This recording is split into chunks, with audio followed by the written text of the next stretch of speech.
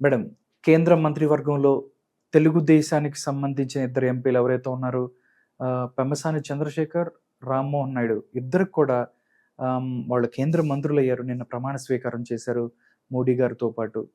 దాంతో పాటు ఇంకొక మాట కూడా వినిపిస్తుంది. పురంధరేశ్వరి గారు లోక్‌సభ స్పీకర్ కాబోతున్నారు అన్నట్టు కూడా వస్తుంది. నిజంగా ఆంధ్రప్రదేశ్‌కి సంబంధించి మంచి రోజులు రాబోతున్నాయి అనుకోవటానికి ఇది ఒక తార్కాణంలాగా చెప్పొచ్చా? అవునండి. ఆంధ్ర ప్రజలు వాళ్ళకి కావాల్సింది వాళ్ళ తలరాతను వాళ్ళే రాసుకున్నారు. రాసుకున్నారు. ఇప్పుడు వీళ్ళు ఓట్లేసి గెలిపించకపోతే, ఎన్ని సీట్లు రాకపోతే, ఇవాళ మనం కేంద్రంలో కీలక స్థానంలో మనం అంటే కీలకమైన పాత్రని పోషించే అవకాశాన్ని మట్టుకు తెలుగు ప్రజలే ఇచ్చారు. అంటే వాళ్ళు 2019లో వాళ్ళ రాతను వాళ్ళు ఎంత చెడుగా రాసుకున్నారో, పిచ్చి గీతలు గీసుకున్నారో, ఈసారి మటుకు సరైన రాత వాళ్ళు రాసుకున్నారు. అయితే దానిని కొనసాగించవలసింది చంద్రబాబు నాయుడు గారు కావచ్చు, ఇప్పుడు కేంద్ర మంత్రులు కావచ్చు, రేపు ఒకవేళ స్పీకర్ అయితే గనక ఆవిడైనా కావచ్చు, ఏదైనా సరే ఇది మనకి ఒక మంచి శుభ పరిణామం. రాష్ట్ర ప్రయోజనాల కోసం అందరూ కలిసికట్టుగా పనిచేయాలి. అందరూ కలిసికట్టుగా పనిచేయాలి. ఇప్పుడు మనం అమరావతి గురించి అందరూ ప్రతి వాళ్ళ చూపు అమరావతి మీదే ఉంది. శేఖర్ గుప్తా గారు అని చెప్పి ఒక పెద్ద జర్నలిస్ట్, నేషనల్ జర్నలిస్ట్. ఆయన ఈ మొత్తం అమరావతి మీద ఒక పెద్ద స్టోరీ చేశారు. ది ప్రింట్ అని ఆ మ్యాగజైన్ లో రాయడం ఒకటి, దాని ఛానల్కి అది చేశారు. అసలు ఆయన అది చెప్తూ ఉంటే నిజంగా అండి, ఇవాళ కాదు, 5 ఏళ్ళకి కాదు, 10 ఏళ్ళకి కావచ్చు, 15 ఏళ్ళకి కావచ్చు, అమరావతి గనక కంప్లీట్ అయితే గనక మొత్తం అంటే ప్లాన్ ప్రకారం గనక కంప్లీట్ అయితే గనక భారతదేశంలోనే అమరావతి అనేది ఒక ప్రత్యేక స్థానాన్ని సంపాదించుకుంటుంది. ఇప్పుడు నాకు బాగా గుర్తు 96 ఆ ప్రాంతంలో 94 అనుకుంటా, 1994లో సాఫ్ట్వేర్ టెక్నాలజీ పార్క్ అని ఇక్కడ మైత్రివనంలో ఒక చిన్న ఆఫీస్ ఉండేది. అది అసలు తొలి అడుగు, హైదరాబాద్కి ఐటీ రంగానికి తొలి అడుగు. చాలా మందికి తెలియదు ఆ ఎస్టిపి ఆఫీస్ అనేది ఒకటి ఉంది అని. అయితే దానికి జేఏ చౌదరి గారు అని చెప్పి దానికి ఆయన్ని అపాయింట్ చేశారు. అయితే ఆయన సెంట్రల్ గవర్నమెంట్ నుంచి తెచ్చుకున్నది ఏంటి అంటే, మాదాపూర్లో ఒక 2 ఎకరాలు ఎంతో స్థలం కేటాయించారు. ఇప్పుడు సైబర్ టవర్స్ ఉన్న దగ్గర ఒక చిన్న బిల్డింగ్ కట్టాలి అనేది ఆయన ప్లాన్. అది కాంగ్రెస్ గవర్నమెంట్లో వచ్చింది. కోట్ల విజయభాస్కర్ రెడ్డి గారు ముఖ్యమంత్రిగా ఉన్న టైంలో వచ్చింది. వచ్చిన తర్వాత గవర్నమెంట్ మారింది, చంద్రబాబు నాయుడు గారు వచ్చారు.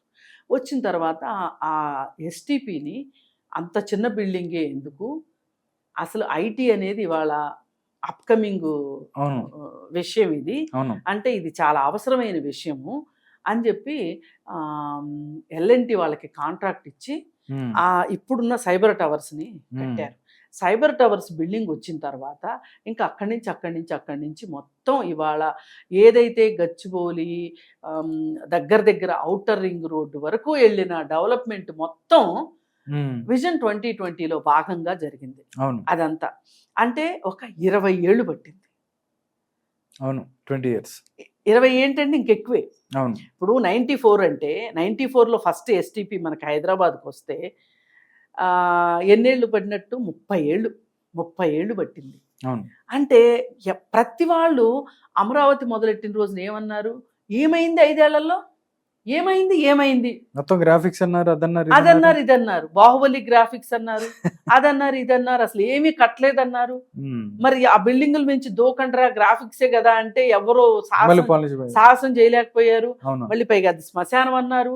ఇలా 100 మాటలు వక్ర మార్గాలన్నీ అడ్డదిడ్డమైన మాటలన్నీ మాట్లాడారు. రైతుల్ని అవమానపరిచారు. వాళ్ళు చెయ్యందేంటి, ఇవాళ చాలా మందికి ఉక్రోషంతో ఒక గొడవలు చేస్తున్నారు అంటే ఇవన్నీ కూడా మనసులో పేరుకుపోయి ఉన్నాయి. బాధ ఇదంతా, ఆ బాధని వాళ్ళు కాకపోతే ఓటు రూపంలో మీరు వ్యక్తం చేసేశారు.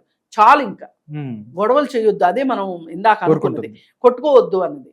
అయితే మరి అమరావతికి జరిగిన నష్టానికి ఎలా ఉండాల్సిన అమరావతి 10 సంవత్సరాలు అయింది కదా ఇప్పటికి. 2014లో దానికి స్టార్ట్ అయ్యి శంకుస్థాపన జరిగితే 2014-15 మధ్యలో శంకుస్థాపన జరిగితే ఈ రోజుకి ఎలా ఉండాల్సిన అమరావతి 24 వచ్చినాయి కానీ ఇవాళ 10 సంవత్సరాల కాలము ఒక రకంగా వృధా అయిపోయిందని చెప్పుకోవచ్చు కదా. ఈ 10 సంవత్సరాల్లో జరగాల్సినంత అమరావతి కనుక అభివృద్ధి జరిగి ఉంటే కనుక ఇవాళ జగన్మోహన్ రెడ్డి ఎందుకు ఓడిపోయేవాడు? అవును, అసలు జగన్మోహన్ రెడ్డి ఓడిపోవటానికి 50% కారణం అమరావతి. పోలవరము, అమరావతి, వైజాగ్ స్టీల్ ప్లాంటు చివర్లో వచ్చి చేరింది చూడండి. ఋషికొండ గుండు కూడా బాగా పనిచేసింది. ఋషికొండకి గుండు కొట్టించడం పనికొచ్చింది. సరే, అన్నిటికన్నా ఇప్పుడు ఒక సినిమా అయిపోయింది అనగానే గుమ్మడికాయ కొడతారు కదా, సినిమా అయిపోయింది అన్నప్పుడు ల్యాండ్ టైటిలింగ్ యాక్ట్ కొబ్బరికాయ కొట్టింది మొదలు గుమ్మడికాయ కొట్టిందాక వీళ్ళు నిద్ర.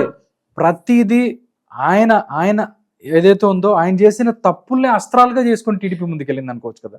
అంతేనండి, ఆయన ఇచ్చిన ఇవన్నీ మొత్తం ఆయనే రాచ మార్గం వేసి వీళ్ళకి హారతి పళ్ళెంలో పెట్టి, బంగారు పళ్ళెంలో పెట్టి విజయాన్ని ఇచ్చాడు, ఆ విజయాన్ని అందించాడు. సరే, ఇప్పుడు దీన్ని వీళ్ళు ఎలా వినియోగించుకుంటారనేదే మనకు కావాల్సింది. అంటే నేను ఎందుకంటున్నా అంటే హైదరాబాద్ ఎగ్జాంపుల్ ఎందుకు చూపెట్టానంటే, ఇప్పుడు విజన్ ఉన్న నాయకుడు చెయ్యదలుచుకుంటే అంత చెయ్యొచ్చు. ఇప్పుడు 30 ఏళ్ళు పట్టింది హైదరాబాద్ ఈ విధంగా డెవలప్ కావటానికి. ఇప్పుడు అమరావతి కూడా ఆయన విజన్ 2047 అని పెట్టుకున్నారు.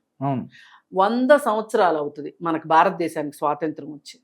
ఆ 2047 నాటికి నేనున్నా నేను లేకపోయినా నా విజన్ మట్టుకు బతికే ఉంటది అనే ఉద్దేశంతో ఆయన విజన్ 2047 పెట్టారు కదా. దాని ప్రకారం గనక ఏ అడ్డంకులు రాకపోతే గనక ఇప్పుడు మనకు వచ్చిన కేంద్ర మంత్రులు మనస వాచ కర్మణ వాళ్ళు గనక సహకరిస్తే గనక మనకి ఖచ్చితంగా హైదరాబాద్కి ధీటుగా తలదన్నేటట్లు అనలేను నేను, ధీటుగా ఆంధ్రప్రదేశ్లో కూడా మనకు ఒక నగరం ఉంది, మా రాజధాని ఇది అని ఒక్కళ్ళు ధైర్యంగా చెప్పుకునేటట్లు.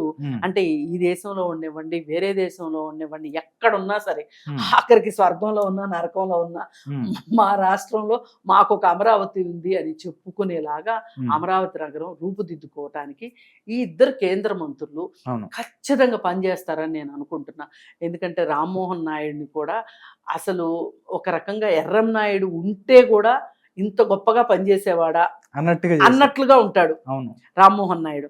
పోయినసారి మీకు గుర్తుందా, పార్లమెంట్ లో దున్నపోతుల్లాగా 22 మంది ఉండి కూర్చొని ఒకడు బట్టలిప్పుకుని తిరిగేవాడు, ఒకడు ఇంకోటి చేసేవాడు, ఇంకోటి చేసేవాళ్ళు. వీళ్ళు మాట్లాడకపోతే ఆ మిథున్ రెడ్డి అనేవాడు రవిడి కొడుకు, వీడో పెద్ద రవిడి, వాడు మిథున్ రెడ్డి ఏమన్నాడు, రే కూర్చో అన్నాడు. మాట్లాడతాడు అంటే వీడికి ఎక్కడ మార్కులు ఎక్కువ పడిపోతున్నాయని ఉక్రోషం కొద్ది కూర్చోమని చెప్తున్నాడు. అలాంటి పరిస్థితుల్లో కూడా అసలు మనకి వాతావరణం అనుకూలంగా లేదు. పార్లమెంట్లో బీజేపీ వాళ్ళు ఏ మాత్రం సహకరించలేదు. మోడీ అస్సలు మనం అంటే లెక్కలేదు, మన మీద కక్షపూరితంగా ఉన్నాడు. అలాంటి చోట కూడా అనవుగాని చోట అధికులు మన రాదు అనే పరిస్థితి ఉంటే కూడా అతను గళం విప్పాడు కదా, హీరో అన్నమాట. అంటే చెప్పాడు కూడా ఆ వీడియో ఒకటి ఉంటుంది. అంటే ఒకసారి 2 నిమిషాలు టైం అని అంటే, టైం లేదు నీకంటే, సార్ నెక్స్ట్ టైం టీడీపీ ఎంతకన్నా ఎక్కువ నంబర్తో మేము ఎక్కడ ఉంటాం, అప్పుడు మాకు టైంతో అంత ప్రాబ్లం ఉండదని కూడా ఎప్పుడు చెప్పినట్టే జరుగుతుంది. సెంట్రల్ మినిస్టర్ హోదాలో ఇది చాలా బలీయమైందండి. కర్మ వెంటాడుతుంది అంటారు కదా, అలా బాగా వెంటాడింది వైసీపీని, మోడీని కూడా. మరీ ముఖ్యంగా వైసీపీ కంటే కూడా మోడీ మీద ఆంధ్ర ప్రజలు కక్ష తీర్చుకున్నారు. ఎందుకంటే 16 మంది లేకపోతే గనక మొత్తం పడిపోయేది గవర్నమెంట్. మనల్ని ఆ గవర్నమెంట్ పడేదా చచ్చేదా సావనివ్వండి వాళ్ళని, కానీ మనకింత వాయిస్ ఎక్కడి నుంచి వచ్చేది? ఇవాళ మీకు నాకు ఇంకొకరికి ఇంత వాయిస్ ఎక్కడి నుంచి వస్తుంది? ఇది ప్రజలు ఇచ్చారు. ఈ ప్రజాస్వామ్యంలో గొప్పతనం, అది ప్రజాస్వామ్యంలో గొప్పతనము, ప్రజల గొప్పతనం అండి. ప్రజలు విజ్ఞత ఆలోచించారు. ఆ విజ్ఞత ఆలోచించబట్టే ఇవాళ మనకి ఇంత ఘన విజయం వచ్చింది. దానికి తగ్గట్లు మనకు 2 కేంద్ర కేంద్ర మంత్రులు దక్కినయి. అలాగే మోడీ మన ముందు చేతులు కట్టుకునే పరిస్థితికి వచ్చింది.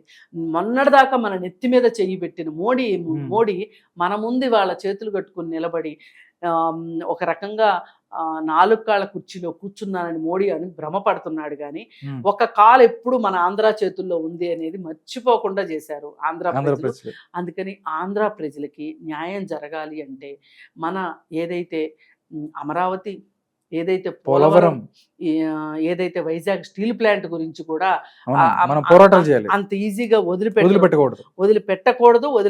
అని నేను నమ్ముతున్నాను. అప్పుడు మాత్రమే ఈ ప్రజలు మనకు ఓటేసినందుకు వాళ్ళకి రుణం తీర్చుకున్న వాళ్ళం అవుతాం. ఇవాళ ఒక మంత్రి కేంద్ర మంత్రి అయ్యాడు ఒక మనిషి అంటే, ఒక సామాన్యుడు ఎంపీ అయ్యి ఎంపీ నుంచి కేంద్ర మంత్రి అయ్యాడు అంటే వాళ్ళేం పుడతారు 2 కొమ్ములతో పుట్టలేదు కదా. మామూలు మీరు నేను పుట్టినట్టే పుట్టాం. కానీ వాళ్ళకి ఆ మార్గదర్శి రావడానికి కారణం ప్రజలు. అందుకే ప్రజలను మర్చిపో